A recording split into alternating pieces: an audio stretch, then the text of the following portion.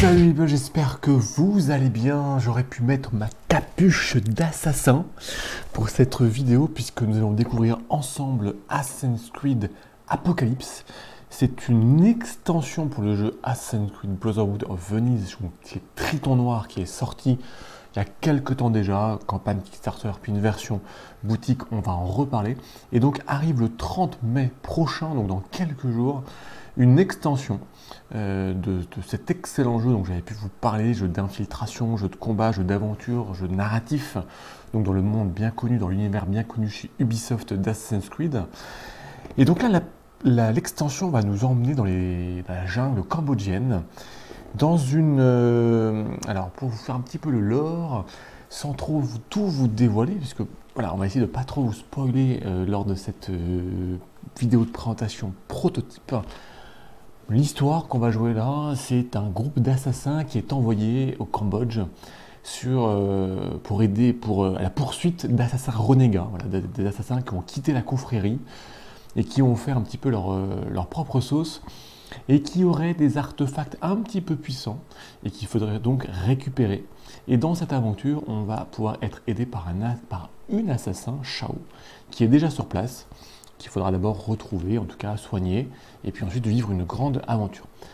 Donc avant tout, voilà, je vais vraiment tout faire pour ne rien spoiler ou le minimum sur cette aventure, mais sachez que, un petit peu contrairement à ce qu'il y avait dans la boîte de base Assassin's Creed, où il y avait un certain nombre d'enveloppes, de boîtes fermées, de boîtes non révélées, même durant la campagne, et qui étaient révélées lors de votre aventure de jeu, lorsque vous ouvriez ces boîtes, lorsque vous demandez de les ouvrir. Dans cette extension, quasiment tout sera dévoilé lors de la campagne. Il n'y a pas de contenu caché, ou très peu. Donc ce que je vais vous montrer là, vous allez le voir durant la campagne Kickstarter. Je vais faire très attention, en revanche sur la partie de l'histoire pour pas vous spoiler, et on ne reverra pas dans cette première vidéo le premier scénario que j'espère pouvoir vous montrer dans une deuxième vidéo de gameplay pour vous montrer un petit peu les nouvelles mécaniques. Pour tous ceux qui connaissent déjà le jeu, il y aura bien sûr un peu de redite puisque c'est une extension. Qui dit extension dit boîte de base. Il vous faudra la boîte de base pour jouer. C'est pas une extension standalone comme ça existe dans d'autres jeux. Là vraiment la boîte, soit de la version Kickstarter, donc avec toutes les figurines est nécessaire, ou la version boutique qui est exactement la même en termes de contenu de gameplay et d'aventure, mais qui change sur un point, c'est que tous les ennemis sont en format de standees, donc de carton, de silhouette, et non pas en forme de figurine. Donc vous aurez besoin de l'une ou de l'autre de ces boîtes pour jouer. Si vous n'avez ni l'une ni l'autre, si vous ne la trouvez pas en boutique, voilà, pour autant de raisons que vous voulez, durant la campagne, vous devriez pouvoir vous procurer la boîte Kickstarter. Maintenant, il faudra attendre la livraison en même temps que l'extension Apocalypse. Donc ça commence le 30 mai. Mais nous, on ne va pas attendre le 30 mai pour découvrir le jeu. Je vous ai fait une mise en place, alors qui est complètement aléatoire. J'ai utilisé le matériel du premier scénario, on verra. Mais en tout cas, la mise en place, les ennemis, j'ai vraiment fait ça complètement au hasard, pour pas qu'il y ait de spoil, mais pour vous montrer les mécaniques de jeu, pour vous montrer les différences qu'il y a avec la boîte de base, et puis les nouveautés. Pour ceux qui ne connaissent absolument pas Assassin's Creed Brotherhood, donc là, ici Assassin's Creed Apocalypse, sachez qu'on va jouer, c'est un jeu coopératif où on va jouer de 2 à 4 assassins. Vous pouvez jouer tout seul, mais dans ce cas, il faut jouer 2 assassins minimum, avec des mémoires sur les scénarios que l'on va enchaîner avec donc, toute une trame narrative, avec des conséquences, etc. pour vivre une aventure. À chaque début de mémoire, à chaque début de scénario, vous aurez une mise en place, comme ici, avec des tuiles. Alors les tuiles, en fait, elles sont de différentes tailles, et c'est une des caractéristiques de Assassin's Creed, de ce jeu, de cette licence plateau, c'est que vous mettez vraiment les tuiles que vous voulez. En tout cas, du moment que vous respectez le format de la tuile, donc par exemple, la tuile de petite taille, de moyenne taille, ou de grande taille, voilà. Ce qu'il faut, c'est respecter, par rapport à la mise en place du scénario, la taille des tuiles, respecter la présence de murs, qu'on voit avec des traits noirs qui vont bien sûr limiter vos déplacements, et puis respecter ce qui est intérieur-extérieur, ça peut avoir des petites conséquences. Mais sinon, voilà, vous pouvez vraiment agencer un petit peu ces tuiles comme vous voulez pour recréer l'ambiance que vous souhaitez. Alors vous allez bien sûr avoir certaines choses qui sont spécifiques au scénario, comme ici, donc la fameuse tour, c'est la tour, la Naga, voilà, c'est une tour cambodgienne. Alors ça remplace la grande tour qu'on avait dans Assassin's Creed. Cette fois-ci, c'est une, je sais pas, c'est une sorte de, je ne connais pas l'histoire sur cette sculpture, mais voilà, donc ça remplace la tour, on verra, ça a une mécanique de jeu. Pour ceux qui ont déjà joué au premier jeu de base, on retrouve le système de pouvoir nous synchroniser en haut de la tour. Pour ceux qui connaissent la licence jeu vidéo, ça vous rappellera la même chose, pour pouvoir découvrir certaines choses qui sont cachées en début de scénario. Bien sûr, on a une tuile au départ, donc là qui est indiquée par le petit triangle blanc, sur lequel on met nos 2 assassins. Moi j'ai mis 2 assassins, ça pourrait être 3 ou 4. On a bien sûr les figurines ennemies de départ qui sont placées. On a par exemple des tuiles d'objectifs qui sont placées. Et puis voilà, maintenant on est mis dans l'ambiance. Là on passera dessus. Et puis un objectif qui va être d'aller par exemple récupérer ce qui est indiqué là, qui peut être d'aller explorer certaines choses. Et puis ensuite, toujours comme dans la jeu de base, il va falloir repartir par là où on est arrivé. Le scénario ne se termine quand tous les assassins ont quitté le plateau, ou au moins un assassin a quitté le plateau, si les autres ont été tués avant ça, ont été neutralisés. Il faut au moins qu'un assassin quitte le plateau et que les autres soient partis, soit neutralisés. Alors, petite différence, vous n'aurez peut-être pas remarqué, mais sur certaines tuiles, on a directement indiqué des cachettes. Vous le verrez, il y a tout un jeu de discrétion dans le jeu. Alors, ici on a une tuile par exemple avec des grandes feuilles, des grandes palmes, avec un symbole non vu. C'est une cachette pour un assassin. Ça ressemble, et c'est complètement la même chose que les cachettes qu'on avait dans Assassin's Creed Brotherhood, Venise, avec les petites tentes où on pouvait se cacher. Donc là, maintenant, bien sûr, c'est le Cambodge, c'est différent, c'est la jungle. Mais surtout, on a une nouvelle mécanique, et vous allez le voir. Ici, on a des systèmes de bosquets, de fougères, qui sont marquées aussi non visibles, mais qui vont être très importantes et qui là vont un petit peu vous contraindre dans la mise en place. Donc vous aurez un peu moins de liberté que dans le jeu de base, puisqu'il faudra respecter la mise en place de du côté, parce que voilà, vraiment ici, par exemple, la partie bosquet est mise au nord de la tuile, si je peux dire, ou en haut de la tuile. Si le scénario vous dit de le mettre sur la gauche, il faut vraiment respecter cette mise en place, puisque ça va avoir une conséquence, et vous allez vite le voir, une nouvelle façon de se déplacer en restant complètement incognito. On a toujours les cartes événements, on a ici des cartes bien sûr de caractéristiques de nos ennemis. Alors elles sont de double face parce que vous pouvez jouer avec 2 niveaux de difficulté. Le niveau noir qui est un petit peu plus compliqué que le niveau blanc. Ici le niveau blanc par exemple sur les Stalkers, ils ont un dé noir d'attaque et 1 point de vie. Alors que si vous jouez côté noir, ils auront toujours 1 point de vie mais 2 dés noirs d'attaque. Voilà. Donc on a différents types d'ennemis.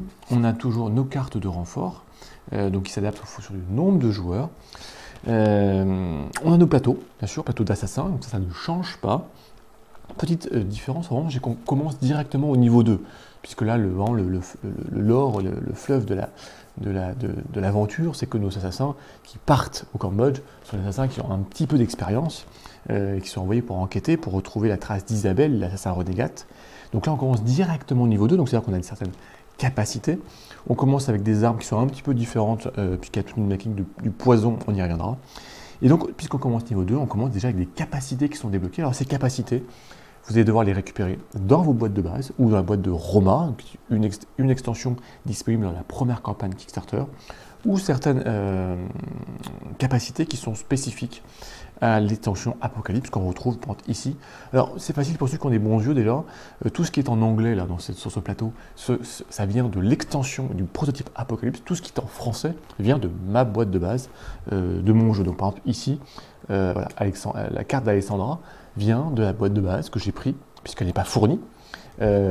Comme ici, sa capacité de niveau 1 et froid vient de la boîte de base. En revanche, par exemple ici, ses capacités de Bastiano, elles, viennent d'Apocalypse. Oui, il y a un mix, il y a un besoin des deux de votre boîte de base, de l'extension Roma, si vous voulez jouer avec les assassins de Roma, et puis bien sûr de tout le matériel d'Apocalypse. Donc pour les figurines là sont les figurines de l'extension Apocalypse. En revanche, les figurines sont les figurines là de la boîte de base, sur les figurines d'assassins que j'ai dans mes précédentes boîtes. Voilà un petit peu tout ce que vous devez savoir, en tout cas sur la mise en place. Ensuite donc, il va falloir jouer, remplir le scénario. Donc remplir le scénario, comme je vous disais, pour le gagner, il y a des conditions de victoire.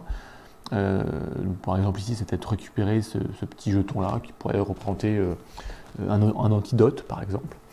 Mais ensuite, après l'avoir récupéré, il faut réussir à ressortir de la tuile. Il faut que tous les assassins soient ressortis, soit en étant morts, dans ce cas, ou en tout cas capturés, soit par la petite tuile de départ. Bien sûr, il faut au moins un qui ressorte vivant. Si tout le monde meurt, tous les assassins meurent, dans ce cas-là, c'est un échec de la mémoire. Vous devez recommencer une deuxième fois. Et puis si vous échouez encore une deuxième fois, vous allez pouvoir continuer l'aventure. Il y a bien sûr des conditions d'échec. Des conditions d'échec qui sont en particulier, les deux assassins sont, les deux, trois ou quatre assassins sont neutralisés, sans réussir à ressortir et sans avoir rempli le scénario. En revanche, dans la boîte de base, il y avait une autre condition d'échec, c'était l'impossibilité de mettre des figurines de renfort. Parce que les figurines de renfort qu'on voit ici, les figurines ennemies en fait, elles vont rentrer, à la fin de chaque tour, il va y avoir des renforts qui vont rentrer sur le plateau. Et donc, dans la boîte de base, si on ne pouvait plus en mettre, parce que si on n'avait plus assez de figurines, c'était un échec de la mémoire. Là, c'est plus le cas, ce n'est plus un échec de la mémoire, et en fonction du type d'ennemi que vous ne pouvez plus rentrer, soit vous n'en mettez pas tout simplement, soit ils vont rentrer, mais directement, quasiment sur les assassins, donc ça va être très compliqué, ça va vous mettre une très grosse pression. Mais en tout cas, ce n'est pas un échec critique, direct, fin de scénario. Vous allez peut-être pouvoir encore vous en sortir, mais ça ne sera pas simple. Donc comment est-ce que ça se joue? Ça se joue en tour de jeu. Là, chacun est composé de 3 phases. Vraiment une phase d'événement. Là, tout simplement, on va tirer une carte d'événement au début de chaque tour. Donc là, les événements sont bien sûr orientés apocalypse, jungle cambodgienne, etc. Vous allez lire ce qui se passe, un peu de fluff, et puis ça va surtout venir modifier la règle pour le tour en cours. Ça va modifier les tests de détection, comme on va pouvoir le voir. Ça va parfois faciliter l'action des assassins, ou au contraire, ça va parfois la compliquer. Alors là, je vous montre un petit peu des cartes pour vous montrer un petit peu aussi, parce qu'il y a tout un travail de dessin qui est fait, rentré dans l'univers.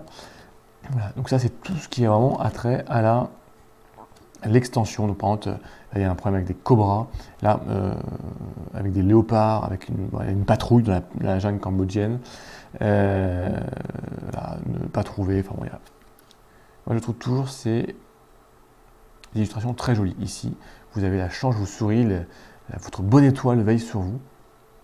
Voilà. Alors, ce qui, bien sûr, en plus de l'événement qui est à appliquer pour le tour qui est en jeu, ce qu'il faut regarder, c'est ceci. Vous avez une direction qui est indiquée, donc le nord, l'ouest, l'est, l'ouest. C'est la direction dans laquelle les ennemis vont se déplacer s'ils n'ont pas détecté l'assassin. Donc c'est très important puisqu'ils vont se déplacer à la fin du tour de jeu. Et donc, en fonction de là où vous êtes, ils pourront vous tomber dessus. Donc ça vous permet d'anticiper. Alors certaines cartes quand même, ça bien sûr, ça parlera à tous les joueurs qui ont joué déjà au jeu de base. Bien sûr, vous avez le déplacement qui n'est pas indiqué, et dans ce cas, vous ne savez pas où les ennemis vont se déplacer à la fin du tour de jeu. Donc ça, c'est la première phase, la phase d'événement. Ensuite, on passe à la phase des assassins. Alors, les assassins, ils commencent avec 3 cubes blancs, ce sont des cubes, en fait, des points d'action, pour pouvoir s'activer, faire un certain nombre d'actions. Les assassins peuvent... Il n'y a pas de tour de jeu vraiment entre les assassins, c'est à eux de se coordonner, à savoir qui commence, et même on peut... faire des actions en commun, alterner nos actions, ou faire jouer un assassin puis l'autre. Vraiment, il y a vraiment une coordination et un travail d'équipe à faire. Alors, assez simplement, il y a le déplacement qui va vous coûter 1 cube, donc vous le retirez. Vous allez pouvoir échanger des équipements entre vous. Chaque assassin reste toujours limité à 5 équipements dans ses sacoches. Vous pouvez dépenser 1 cube pour vous échanger de l'équipement. Vous allez pouvoir ici, lorsque vous serez déplacé suffisamment, arriver au pied de cette fameuse tour qui est entre les tours Naga, qui est gérée au centre de cette grande tuile. Pour 1 cube, vous allez pouvoir monter en haut de cette tour. Là, vous êtes un petit peu à l'abri. Surtout pour un 2e cube, vous allez pouvoir vous synchroniser. Alors pour vous synchroniser, à chaque fois, il y a une carte à début de chaque scénario. Vous mettez de côté, puis si vous synchronisez, tout simplement, vous allez la révéler. Alors bien sûr, là, la mise en place ne correspond pas à celle-ci, puisque c'est la mise en place de la première mémoire. Alors moi, c'est une mise en place complètement aléatoire. Mais ça va vous révéler un certain nombre de choses en particulier l'emplacement de trésors, voilà, un petit peu comme complètement comme dans le jeu de base, dans le jeu de plateau, mais comme dans le jeu vidéo, quand on monte en haut des dômes, des églises, enfin bon, pour pouvoir voir un petit peu le quartier qui est autour de nous. Donc là, ça va de nous révéler où se trouvent des trésors, qu'on va pouvoir les récupérer. Et lorsqu'on va y récupérer ces trésors, on va gagner des équipements bonus, souvent des équipements qui sont un peu plus forts, mais qui vont demander un peu des efforts à aller chercher, à des prises de risque. Bien sûr, on peut utiliser toujours pour un point d'action là le point d'entrée ou de départ, donc ça peut permettre de partir. Un cube d'action permet de quitter le plateau lorsque j'ai rempli la mission. S'il y en a plusieurs, ça permet de partir pour pouvoir rentrer autre part. Et puis bien sûr, on va pouvoir utiliser nos équipements, hein, nos armes, hein, qui sont principalement, alors on n'a pas au départ, on n'a pas d'armes de distance, tous dans Assassin's Creed, comme Apocalypse, comme dans le jeu de base. Vraiment, ça se joue de façon orthogonale, jamais en diagonale. Donc, les armes de distance permettent d'attaquer à un carré, pardon, c'est carré, à un carré de distance si j'ai un ennemi. En revanche, les armes de corps à corps de contact sont pour les ennemis qui sont dans notre tuile. Donc tout ça, voilà, j'utilise, pendant ma phase d'assassin, j'utilise mes petits cubes pour réaliser les déplacements, les attaques, etc. On va y revenir. Et dernier point, comme dans le jeu de base, je peux utiliser un petit cube, je peux le sauvegarder. Donc je le mets en haut, c'est-à-dire que je garde un cube qui va pouvoir m'être fort utile, soit au tour suivant, voire 4 points d'action, ou soit lors de la phase d'activation des ennemis pour pouvoir venir m'intercaler pour tuer un ennemi qui s'approcherait de trop, pour pouvoir réagir à temps. Alors, maintenant un petit peu quelques nouveautés. Donc dans les déplacements, ici on a des systèmes de fougères, de buissons, de taillis qui sont marqués comme étant invisibles. Donc on peut, lorsqu'on est dans la tuile où c'est indiqué, se mettre dans ces fougères-là, ce qui fait que si un ennemi arrive dans cette tuile, eh bien, il ne nous voit pas. On est caché, on est invisible. La deuxième chose, c'est que quand je me déplace, si par hasard les fougères là, sont adjacentes à d'autres fougères, donc c'est pour ça que la mise en place est importante, je peux rentrer donc, pour un point d'action, je peux me déplacer dans la tuile suivante, mais en restant dans les fougères. Ce qui est très intéressant, parce qu'en restant comme ça dans les fougères, je reste invisible, je suis incognito du garde ou des gardes ennemis présents, et je n'ai pas de test de détection à faire. Important.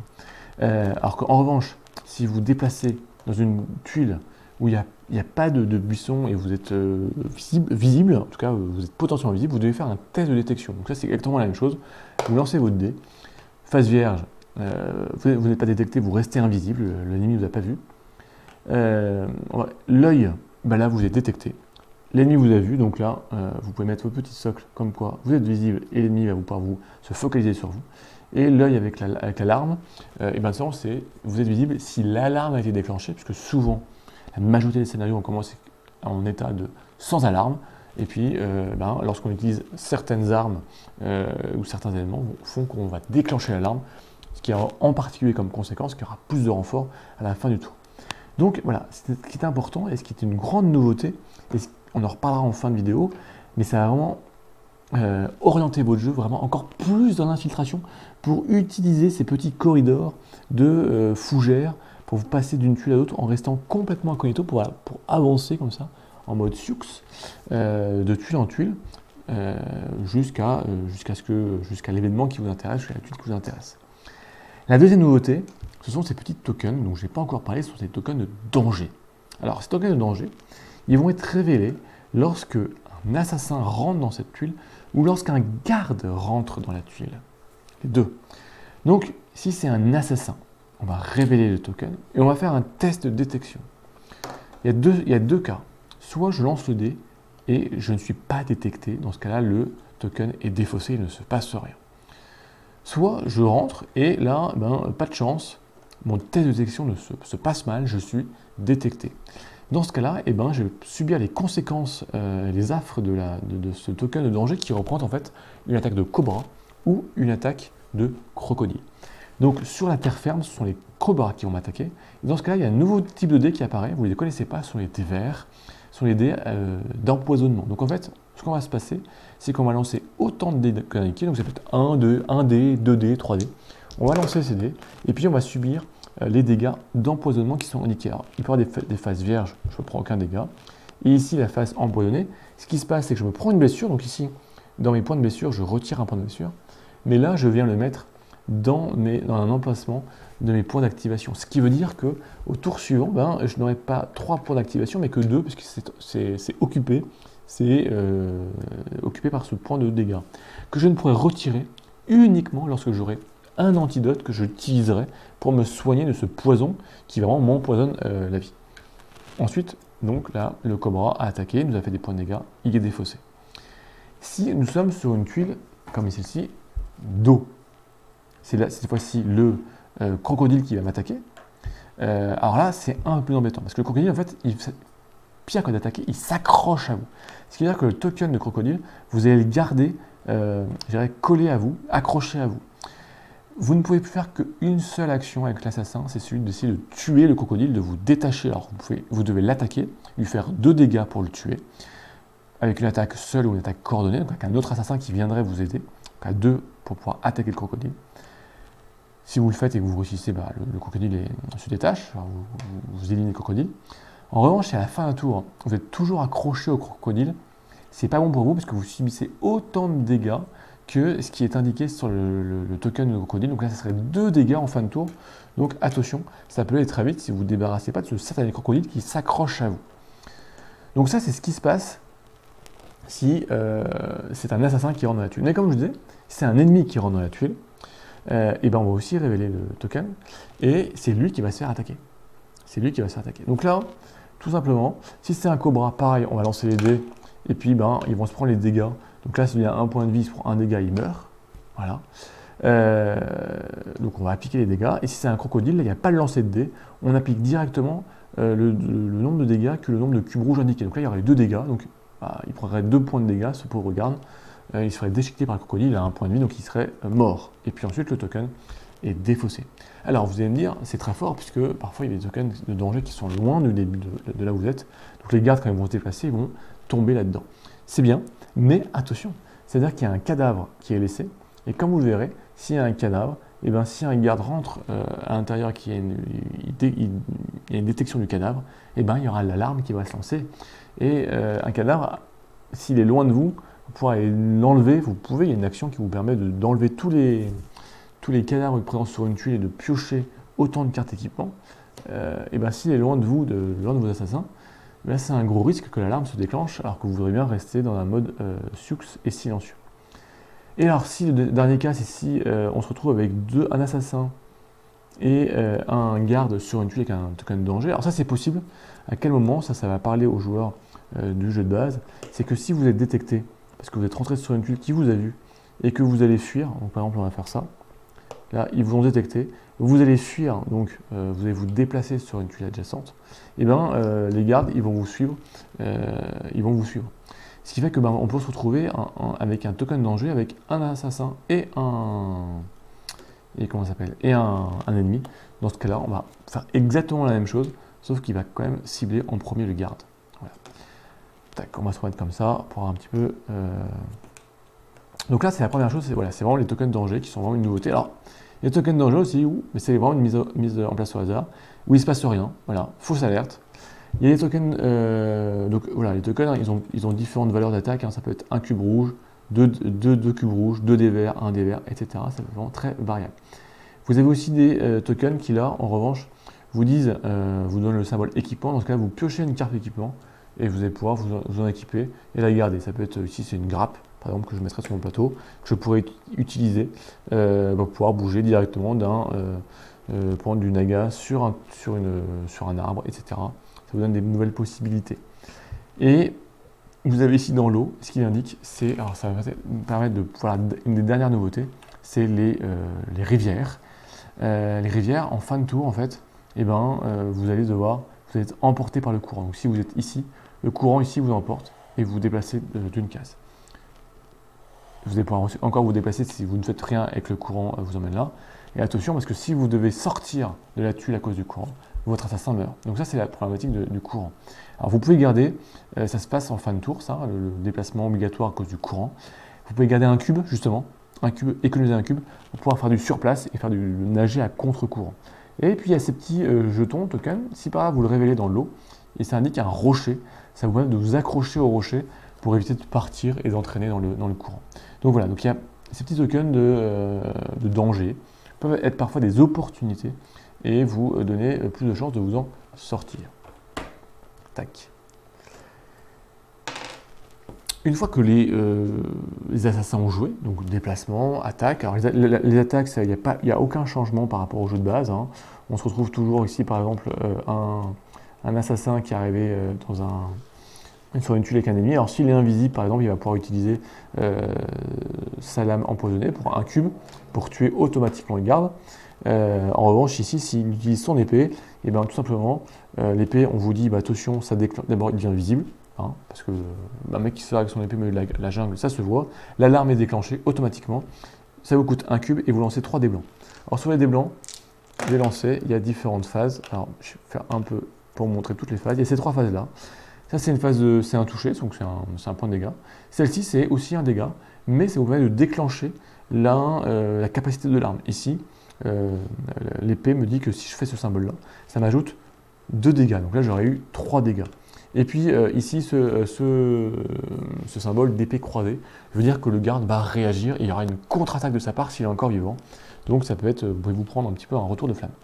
Donc là, bah, on lance le dé, on lance le nombre de dés. Donc là, je ferai 1 dégât, 2, 3 dégâts grâce à ma capacité. On voit qu'il a qu'un seul point de vie, donc il serait mort. Voilà. En revanche, si par là, j'avais fait voilà, un échec complet, pendant qu'une contre-attaque. Moi, j'aurais fait 0 dégâts, et puis ben, lui aurait contre-attaqué. Donc justement, c'est comment l'attaque, c'est le dé noir. Il va lancer le dé noir. Et puis, bon, là, c'est un échec. En tout cas, l'assassin évite le coup. Et là, c'est une réussite. Je prends un dégât, je retire un point de santé. Le garde m'a attaqué, et moi, je suis visible. Donc, ce qui veut dire qu'à la fin du tour, les gardes ne vont pas se déplacer. En tout cas, ceux qui sont plus proches dans la direction indiquée par la carte des noms, ils vont venir vers moi, ou ils vont rester sur la tuile, s'ils sont avec moi, pour pouvoir s'occuper de moi au prochain tour. Alors justement, quand les assassins ont utilisé tout leur cube, on va passer à la phase de renfort en fait. Donc la phase de renfort.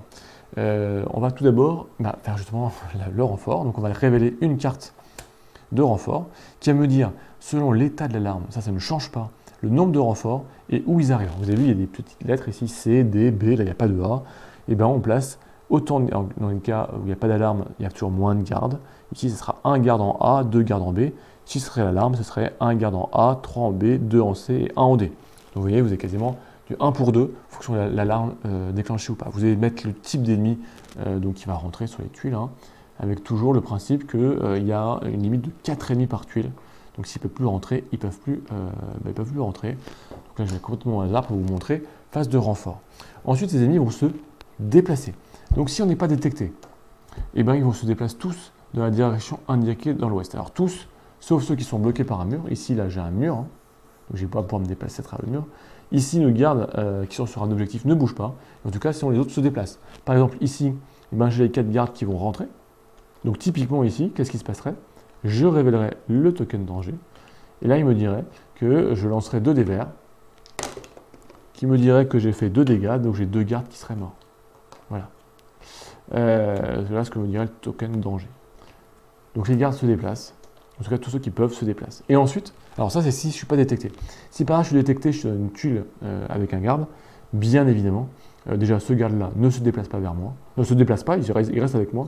Et puis eux qui sont adjacents, ils vont venir renforcer leurs camarades, puisque j'ai été détecté et que l'alarme est enclenchée, qui va vouloir me faire ma peau. Et ensuite, on passe à la dernière phase, c'est la phase d'attaque des ennemis. Donc si personne n'est détecté, ils ne savent pas qu'on est là, il n'y aura pas d'attaque. En revanche, si je suis dans la même case qu'eux, ou je suis dans une case adjacente et qu'ils ont une capacité d'attaque à distance, donc tout ça c'est leur carte d'activation qui me le disent, ils vont attaquer. Et je vais lancer autant de dés que indiqué. Donc si je suis là, là c'est 3 dés, donc je lancerai 3 dés d'attaque, et puis j'applique les conséquences. Donc là je me prends un dégât, donc tac, on prend un dégât, et puis je vais pouvoir passer au tour suivant.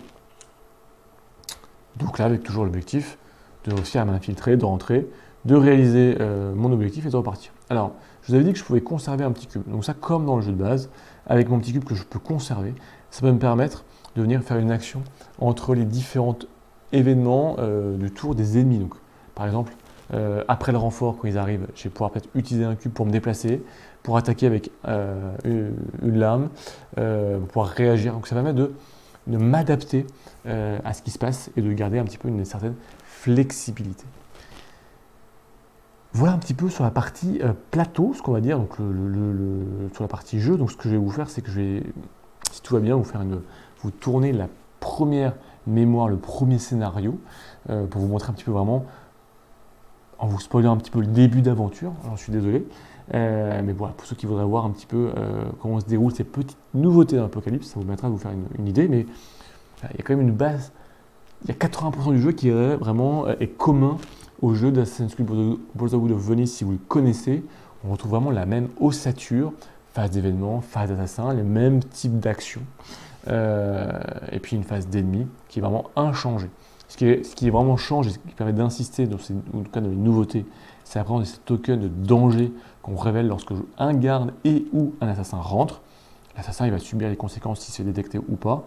Le garde, lui, il va toujours se prendre le cobra ou le crocodile sur le coin du bec et avec des mauvaises conséquences pour lui.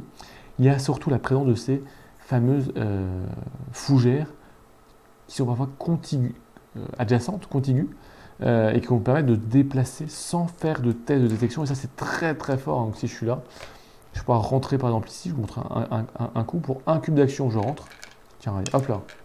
Mon tour d'action, ça pourrait être pour un cube, je rentre. Je me déplace pour un cube.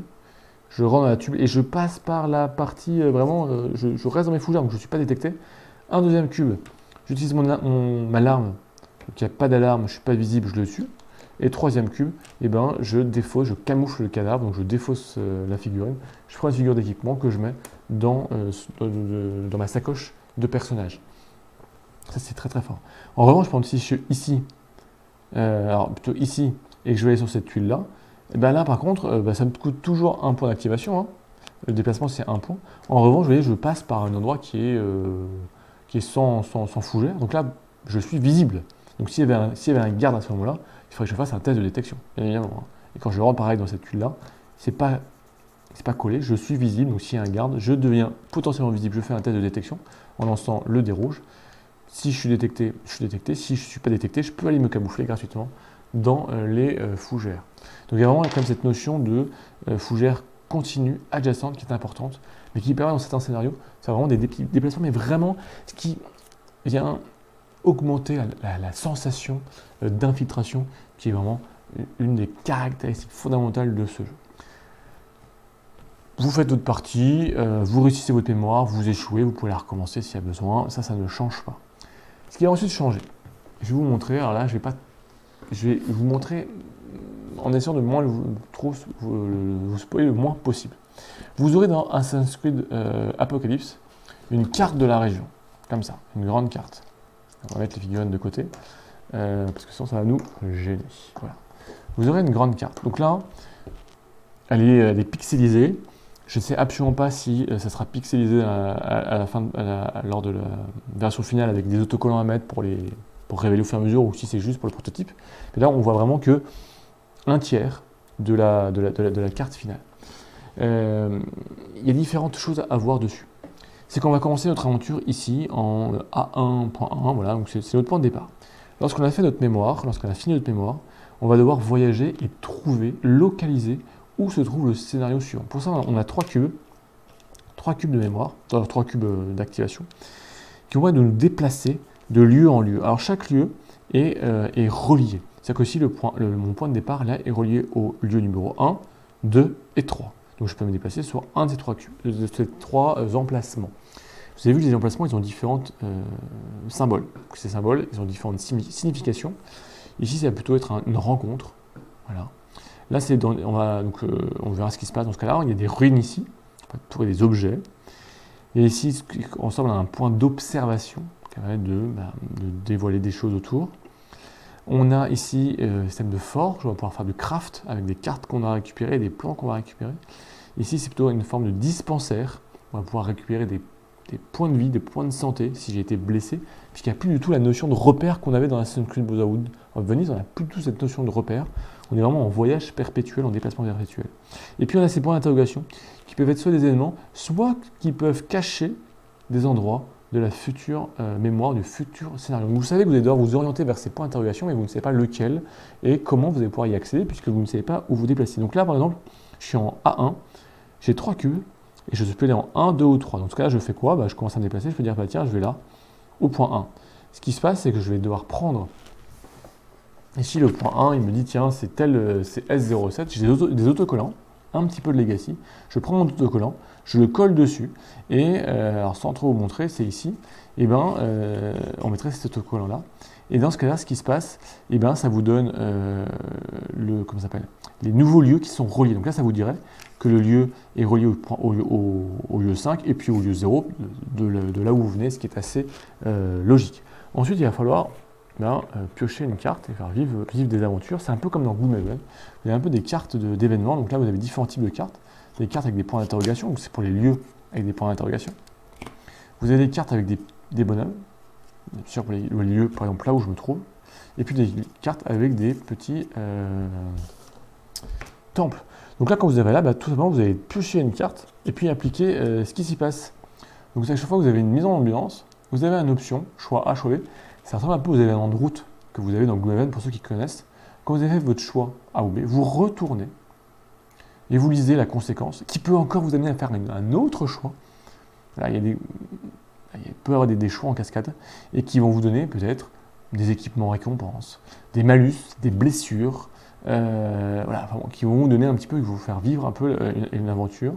Vous avez parfois des tests à réaliser, etc., etc. Et parfois, vous avez aussi des nouvelles cartes à mettre en jeu. Donc, il y a tout un système ici de cartes, en fait, avec une box, des cartes qu'on doit mettre en jeu dans ces fameuses pioches pour avoir d'autres événements à la suite de l'événement.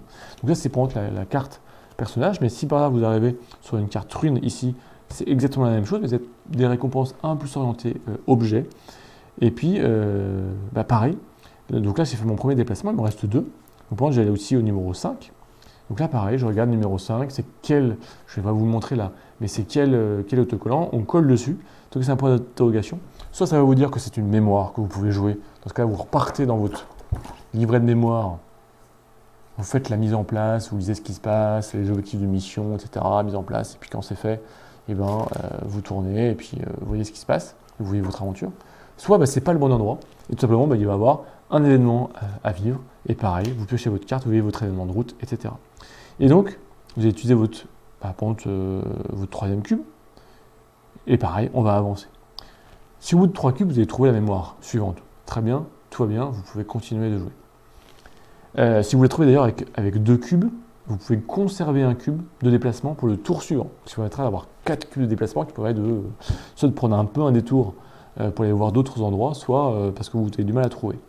Si par hasard vous n'avez pas trouvé au bout de 3 ou 4 cubes que vous auriez, et bien sûr vous allez continuer d'avancer. C'est pour ça que vous allez prendre des cubes supplémentaires. C'est-à-dire que ce qui signifie que vous allez prendre du temps supplémentaire. Et qui dit temps, dit menace. Une menace qui augmente, puisque votre ennemi, Isabelle, l'assassin renégate et ses complices, ont le temps de se développer. Et dans ce cas-là, ici vous avez une piste de menace, et on va cocher des cases dans cette piste de menace avec des conséquences. Vous voyez, il y a des cartes ici. Au bout de niveau 5 de menace, on a la carte 0,1 qui apparaît. Au bout de 9 de menace, on a la carte 42, etc.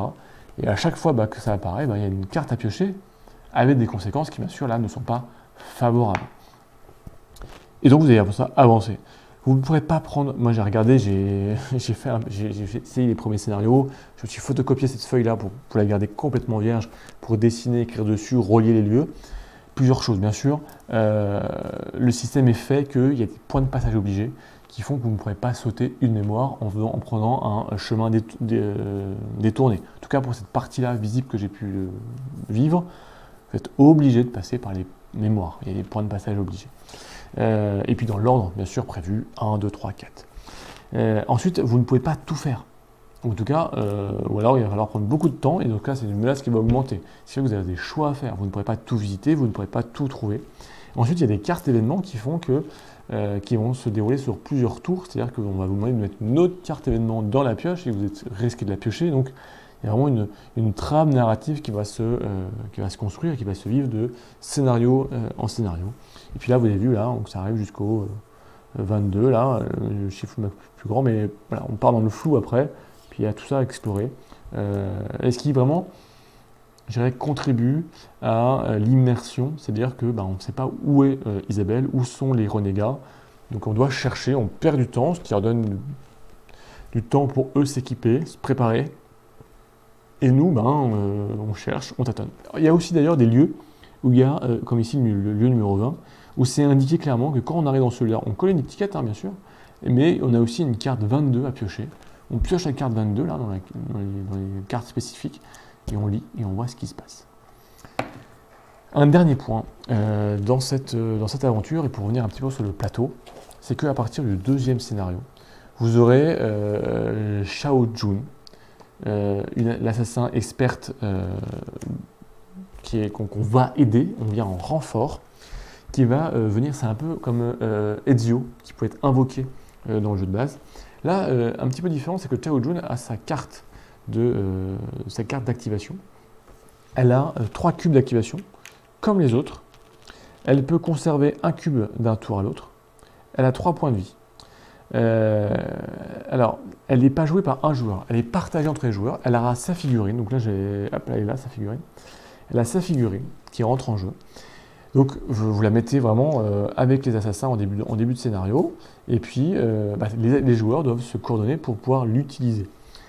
Ce qui est intéressant et important, c'est que les assassins peuvent donner de leur cube au début de chaque tour, dans la limite de leur niveau, donc je suis niveau 2, donc je peux donner 2 cubes maximum, donc soit un assassin donne 2 cubes, soit chaque assassin donne 1 cube, peut donner des cubes à Shao Jun, donc elle aura plus de cubes d'activation. Donc ici j'ai 3 cubes de base, si je décide en début de tour que mes 2 assassins donnent chacun 1 cube, je vais me retrouver avec 5 cubes d'activation pour ce tour-ci, pour Shao Jun. Ce qui est intéressant, ce qui est important, puisque, hop là, en début de mémoire on est sur ce côté-là, puisque Shao Jun, qui nous accompagne, peut faire un certain nombre d'actions spécifiques, et uniquement ces actions. Le déplacement pour un cube d'activation, elle peut nager lorsqu'on traverse des cases d'eau pour 2 cubes. Elle peut cacher des corps comme d'habitude pour 1 cube, mais elle ne peut pas chercher dans les corps, à la différence de nos assassins qui, eux, lorsque je cache un corps, peuvent chercher, prendre de l'équipement. Elles peuvent bien sûr utiliser une attaque avec une lame secrète pour tuer si elle est incognito. Elle peut éliminer, en revanche, si elle est exposée pour 2 cubes, directement un garde sans attaquer. Elle est très forte. Donc là, j'ai été détecté, mais je peux, pour 2 cubes, la tuer, ou un crocodile. Et je peux aussi, pour 2 cubes, si je suis détecté, attaquer un boss directement, et lui l'attaquer avec 5 dés blancs d'attaque, ce qui est assez puissant. Mais surtout, elle a la danse de la mort qui est activable une fois par mémoire pour 5 cubes d'activation, d'où le fait qu'on puisse lui donner des cubes, qu'elle puisse atteindre ces 5 cubes d'activation. Et dans ce cas-là, si elle est incognito, Shao Jun peut se déplacer d'une tuile, de n'importe laquelle, où il y a un ou plusieurs gardes. Et avant même de faire un test de détection, donc quand je rentre dans la tuile, en théorie, je dois faire un test de détection. Là, ce n'est pas le cas. Elle élimine tous les gardes. Donc, si vous vous retrouvez, par exemple, ici dans une cube avec 4 gardes, j'utilise 5 cubes pour faire la danse de la mort. Je rentre ici, pas de test de détection, et je tue tous les gardes. Alors, bien sûr, je vais retrouver des cadavres sur les bras, mais c'est quand même très fort. Mais en revanche, c'est une fois par tour, donc après, je retourne la carte, et elle n'est plus, cette super attaque n'est plus utilisable pour la mémoire concernée, pour le scénario concerné. Et ce sera au prochain scénario que je pourrai la réutiliser. Donc j'ai une aide en permanence avec moi. Elle ne vient pas modifier la partie renfort, c'est-à-dire que si j'ai un renfort qui dépend du nombre d'assassins joueurs, donc ici c'est 2, même si quand à partir du deuxième scénario j'ai Shao Jun qui est avec moi, j'ai en fait 3 assassins, elle ne compte pas dans cette limite, ce qui fait que je garde les cartes de renfort de 2 assassins. Voilà ce que je peux vous dire en tout cas sur Apocalypse, sur cette extension qui arrive le 30 mai chez Tritonard en campagne Kickstarter. Tous les joueurs qui connaissent la boîte de base, qui connaissent l'aventure de base, qui connaissent Assassin's Creed Brotherhood of Venice ne seront pas perdus. 80% des règles sont les mêmes. Mais on a quelques évolutions de règles, comme la présence de ces tokens de danger, comme la présence des tuiles d'eau avec les courants qui vont nous entraîner, comme le fait que lorsque je n'ai plus assez de gardes figurines à faire rentrer sur le plateau, ce n'est pas un échec et ça sera moins simple bien évidemment. Le nouveau système pour me cacher de fougères et me déplacer en restant caché de tuile en tuile, tout ça sont des nouveautés. Et je trouve que ces nouveautés sont vraiment marchent très très bien parce qu'elles collent vraiment au thème de la jungle, au thème de Cambodge, et elles collent encore plus au thème de l'infiltration, de la discrétion de Assassin's Creed. En effet, sur le thème, les jetons de danger sont dans le thème. Crocodile, cobra, c'est ce qui peut nous attendre dans la jungle cambodgienne et qui peut attaquer aussi bien les gardes que les assassins avec les conséquences possibles. La partie des fougères, ça c'est juste une excellente idée, alors qui met un petit peu rallongé la mise en place, il faut bien respecter la mise en place, mais permet vraiment, et sur certains scénarios, c'est fait pour, hein, on peut vraiment arriver à se déplacer de façon très discrète, de tuile en tuile, d'assassiner et de profiter de ce couvert pour agir en toute discrétion. Et là, on est vraiment dans le thème d'Assassin's Creed, qui parfois était un petit peu frustrant dans le jeu de base, où très rapidement on pouvait se faire détecter parce qu'on ne pouvait pas se déplacer sans vraiment se cacher. Donc c'était plus compliqué. Et donc on se retrouvait à l'arme, beaucoup de renforts, donc il fallait aller un peu dans le tas pour zigouiller, pour tuer de l'ennemi à tour de bras avant qu'il n'y ait plus assez de figurines. Donc on basculait, on n'était plus vraiment dans la partie discrétion, infiltration. Donc ça, je trouve que ce système est très très bon. Ensuite, il y a le système d'exploration. Il y a ça. Avec ça, en fait, on n'a plus du tout le système du repère, qui était plutôt sympa, mais qui était un petit peu lourd à gérer, même si complètement dans le thème, hein, parce que c'est le système de repère qu'on a dans le jeu vidéo. Là, vraiment, c'est complètement différent. Donc d'abord, ça correspond tout à fait au thème du fait qu'on est sur une enquête et on recherche l'assassin renégat, donc on ne sait pas où ils sont. On cherche, on tâtonne, on avance. On est dans un monde un petit peu qui nous est inhospitalier, avec les conséquences que ça peut avoir. Il y a les systèmes des cartes un petit peu à la Gloomhaven, d'événements en route avec des conséquences, mais c'est un petit peu plus développé que dans Gloomhaven. Donc Gloomhaven, c'est événement en route, choix A ou B, et on a les conséquences. Là, parfois, il y a même après le choix A ou B, il y a encore d'autres conséquences possibles. Enfin, il y a un peu plus épais, si je peux dire. Et puis avec le système de menace, qui fait que vous pouvez prendre votre temps en voyageant dans plein de lieux différents, mais dans ce cas-là, ce sera les conséquences que vous subirez lors de la menace, ou au contraire, vous essayez de filer pour vraiment talonner Isabelle et ses comparses assassins renégats. Dans ce cas-là, vous fouillez moins, vous allez moins voir des différents lieux, mais il y a moins de menaces. Donc ça, ce système est très simple à mettre en place et très rapide. Alors ça, c'est du legacy parce qu'on va mettre des tuiles, des autocollants. Après, franchement, je ne serais pas étonné qu'il y ait plusieurs cartes comme ça fournies dans la boîte d'Apocalypse avec 2 ou 3 planches de stickers, ce qui vous permet, une fois que vous avez fini, vous prenez une nouvelle planche de stickers et puis en avant. Ensuite, alors je ne sais pas quel sera le système de rangement, mais là, puisqu'on n'a pas du tout de système d'enveloppe, le système de choses cachées, tout est visible en fait au départ. On a un système d'intercalaire, c'est plutôt bien foutu, c'est rapide. Franchement, j'espère que ce sera la solution finale, comme ça. Vous avez tout directement avec vos cartes rangées, ou en tout cas, à vous de les ranger, parce que je sais en termes de mise en place, ça sera un petit peu compliqué pour chaque boîte par éditeur lors de la création. Mais voilà, si on a un peu un système d'intercalaire, un petit peu comme dans 7e continent, ça peut être sympa, peut être plus rapide. Voilà un petit peu tout ce qu'on peut dire. Et puis bien sûr, il y a la nouveauté avec Xiao Jun qui vient. C'est super sympa d'avoir une super assassin. Avec ce coup, la danse de la mort, une fois, à utiliser au bon moment. Ce que je disais au début, pour vite aller faire mon objectif, parce que j'attends la fin du scénario pour pouvoir fuir. Voilà, mais en tout cas, c'est plutôt très sympa. Au niveau des figurines aussi, cette tour de Naga qui est assez particulière, il faut le dire, mais dans le thème, et puis surtout je trouve qu'elle est moins grande, moins grosse que la tour qu'il y avait dans le jeu de base, donc ce qui fait que le jeu reste beaucoup plus visible, et ça ne gêne pas la visibilité, et ça c'est plutôt top. Et puis voilà, on a des belles figurines, ici je ne vous ai pas montré, mais c'est un des... alors en fait, c'est c'est un ennemi qu'on pourra rencontrer, ce sorte de grand serpent, puisque Isabelle a un artefact, hein, je ne vous dirai pas lequel, pas trop vous spoiler, mais qui fait entre autres que elle défend un petit peu la réalité. Et par exemple, elle apparaît très très très très grande. On a une grande figurine d'Isabelle par rapport aux assassins. C'est pas qu'elle est plus grande, c'est qu'elle apparaît aux yeux des autres très grande, très forte. Pareil pour les serpents, etc. Enfin bon. Donc ils ont leur carte d'activation. Ça c'est un boss. Il faut l'affronter, hein. Il y a une sacrée gueule. Donc voilà, qui vient un petit peu avec leurs caractéristiques, leurs effets. Et puis il y a le système de poison d'ailleurs, qui vraiment, vous prenez des dégâts, puis surtout ça vous donne moins d'actions pour le tour suivant.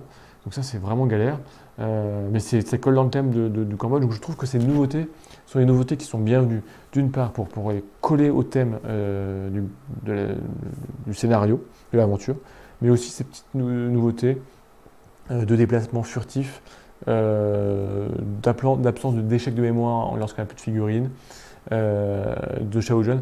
Moi je trouve que voilà, le système de voyage entre les scénarios, ça rend le jeu était déjà sympa, ça rend encore le jeu encore plus sympa, mais encore plus fluide, encore plus immersif, encore plus tactique, encore plus succe.